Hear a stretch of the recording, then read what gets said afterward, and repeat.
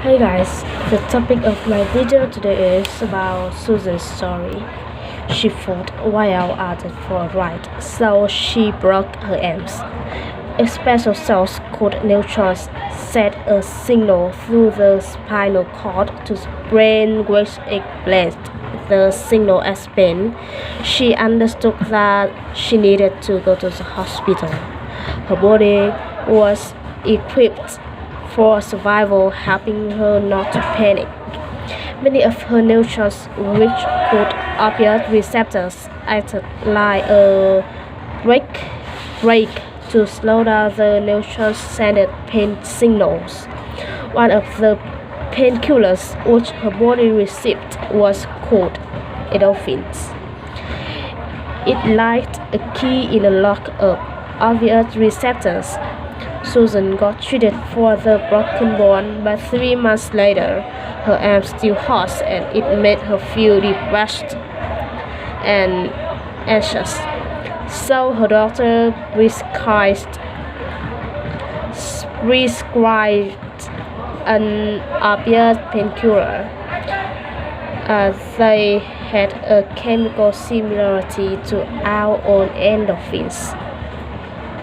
It brought to the same opioid receptors and stopped painkiller and stopped pain signals. But deep inside Susan's brain was a region called VTS, which was full of neutrons that produce a chemical called dopamine. If something good happened, Susan will be pleased by dopamine. This helped the brain to keep seeking out good things. When Susan took the painkiller prescribed by her doctor, the opioid receptors turned off the inhibitory neutrons and completed the breakout the dopamine. It rid of Susan's depression and anxiety. As Susan continued to take the painkillers and her arm responded by trying to regain its balance. The inhibitory neutrons worked extra hard. It was more harder for her dopamine neutrons to release dopamine. She felt that she needed to increase her dose of painkillers to feel more comfortable. This was called tolerance. Finally, Susan's pills ran out inhibitory neutrons that had been working. So now, not only Susan in pain, but the depression and anxiety came back. She felt ravaged by a physical sickness far worse than any flu. Her body was going through withdrawal. More people used opioids for a long time tended to experience some withdrawal, but they still stopped to use the pill to return to normal life.